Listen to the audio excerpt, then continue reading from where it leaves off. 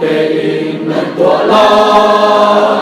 ta có khai nào ta vô sự ta tay bao chữ căn su để lại biết tu ta mà có đi doan châu xin lần tu nên cái kết chúng ta sẽ sang đến ta lại có sai cả lâu ta phải chết cho ta tu tôn cùng xa lâu chân khi ta ta rau lâu chân muốn ta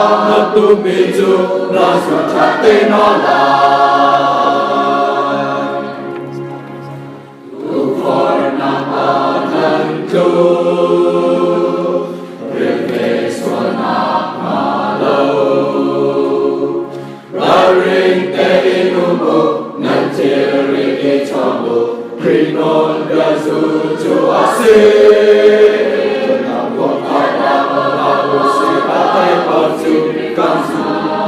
mi tu ma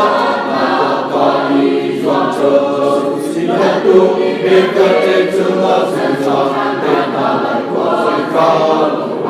ta phải trên châu ta tu còn cùng xa lâu chung khi ta ta rau lâu châu mất ta tu mi tu na dù chẳng tên nó lại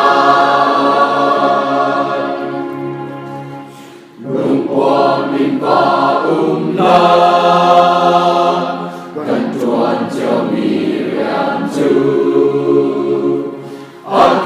khai cho mô sinh mi tăng chim hà lâu in thiên cha mù mi chi cho bố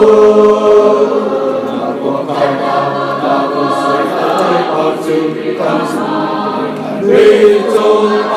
na qua đi doan châu xin lại tu mi cái kết chúng ta chúng ta đến mà lại qua sai cả lâu ta phải chết cho làm tu tôn cùng xa lâu trước khi na ta rau lâu châu mong na tu mi chu na su chan te nó là